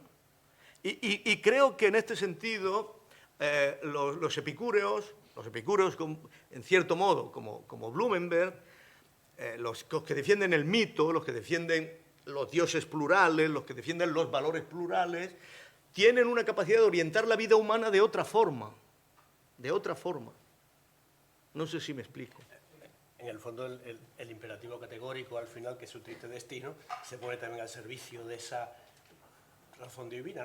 No sé si el viejo Kant no hubiera compartido, pero igual hasta hubiera entendido la invocación que hace Eichmann del imperativo categórico. No solo eso, es que se hizo. Es que se hizo. La lucha por Kant, en 1933, la lucha por Kant, como el gran fundador de la metafísica alemana, estaba íntimamente relacionada con la necesidad de identificar un imperativo categórico, identificar una obediencia incondicional, ¿no? Y la manera en que... Esto yo lo he oído de profesores alemanes. Mucha gente kantiana creía que la obediencia política tenía una dimensión de imperativo categórico. Claro, esto en último extremo, esto es el anticristo que decía, porque en el fondo es revestir al poder con las estructuras del cristianismo. Pero la clave que permite este tipo de operaciones es la clave de una universalidad, la clave de un mandato incondicional, etcétera, etcétera. Un mandato incondicional que no pasa por la aceptación del daimon que guía tu vida. En este sentido, las posiciones weberianas, o las de Blumenberg, asumen que la obediencia a esta pasión es exclusivamente tuya, que este contacto tuyo con lo sublime es un sublime psíquico, no es un sublime público, no se puede universalizar, no se puede generalizar. Y sin embargo, este tipo, donde se manifiesta que hay una dimensión que nos trasciende, que en cierto modo es una dimensión divina, es que la aceptación de estos valores siempre implica una comunidad. Siempre implica que no sea privado. Es un sublime psíquico que genera una pequeña comunidad. De aquellos adoradores de ese valor, ¿no? En cierto modo, Freud, en un momento determinado, dice, bueno, la emergencia de todos los dioses, efectivamente, está relacionada con la libido. Dice, pero cuando se han popularizado esos dioses, en el fondo ya la gente los mira como algo de naturaleza, algo normal, algo que no tiene mucho interés. Dice, pero siempre encuentran algunos adoradores secretos que saben realmente reconectar esos dioses con la libido humana, ¿no? Esto que Freud, que es una desgracia para nuestra comprensión de las cosas, que Freud y Weber no hablaran entre ellos, ¿no? Porque hubieran mostrado ciertamente que esa operación de construcción de sublime puede tener valor normativo sin necesidad de caer en todas las, podríamos decir, abstracciones de la revolución de la Gesinnung. Esto es, el proceso por el cual construimos un sublime psíquico, que es un proceso conocido como sublimación, no es una revolución de la Gesinnung, es algo que conocemos cómo se hace. Conocemos cómo sucede. Conocemos la manera en que tiene que conectar con nuestras aspiraciones libidinales, desiderativas, con nuestras formas de encontrar las formas inmediatas de sentirnos en la plenitud de la carne, ¿no? Y esto no es un místico, ni es una revolución que sustituya la gracia, que es donde está aquí la clave. La gracia no hay forma de racionalizarla. Kant la lleva hasta el límite y de una revolución a la Gesinnung, pero en el fondo está hablando de la metanoia. Obtener elementos de sublime psíquico es un proceso pedagógico. Requiere una educación, la educación que nos hace humanos, pero sabemos cómo se hace. O mejor, sabemos cómo no se hace. Ahora lo sabemos cómo no se hace. Vamos hacia formas de vida que no permiten sublimación. La forma de vida basada en la comunicación por las redes no permite sublimación. La forma de vida narcisista no permite sublimación. Esto nos permite ir hacia sociedades sin sujeto, porque la sublimación es lo que nos constituye como sujetos, dice Freud. Nos permite ir a sociedades sin sujetos, pero no tenemos que asombrarnos. Llevamos 80 años diciendo que tenemos que destruir el sujeto, ¿no? Ahora estamos viendo que la forma de destruir el sujeto es la forma absoluta de garantizarnos una dominación completamente insuperable respecto de todos nosotros. Mientras que lo que proponía Weber en este sentido, como cualquier epicúreo, es, y en cierto modo, como ese epicuro extraño que es San Pablo, que está por ahí, curiosamente yendo siempre detrás de los epicúreos, ¿no? Y decirle, sí, tenéis razón, pero por la gracia, ¿no? No por los átomos. La clave de todo esto es que, efectivamente, lo único que puede generar un poder contrario al poder de los poderosos es nuestro poder.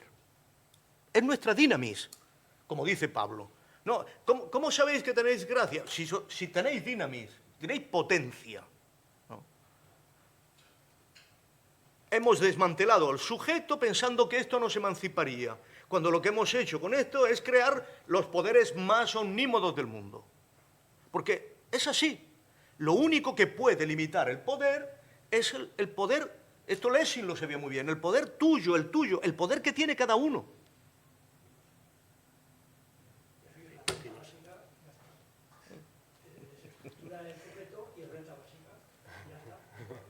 Pues mira, en cierto modo también, porque quizá esto separe los procesos pedagógicos y educativos de esto que nos venden, de que en el fondo tenemos que convertirnos en seres para el mercado, que es la manera de destruir cualquier sistema educativo y cualquier sistema pedagógico y cualquier paideia. Entonces, pues posiblemente, ¿no?, tengamos que neutralizar de algún modo esta finalidad específica de la pedagogía para liberar los procesos pedagógicos a una experiencia real de construcción de sujetos. Pues, al final... Sí. No digo más. Si ya estoy mareado. No. Creo que lo No, que llevo diciendo de hace 10 no. minutos es un poco... No, al contrario. Ha sido una magnífica sesión que nos ha incorporado verdaderamente una razón con sentido, sin duda. Muchísimas gracias por la dedicación también a esta sesión particularmente, ¿no?, que han mostrado, y a todos vosotros, todos ustedes, por venir. Y bueno, solamente recordar que el viernes de la semana que viene será Jorge Olcina, que nos hablará también de Kant y la geografía y la meteorología, que sin duda algunos elementos afines tiene, por supuesto. Muchísimas gracias y hasta entonces. Gracias. Gracias.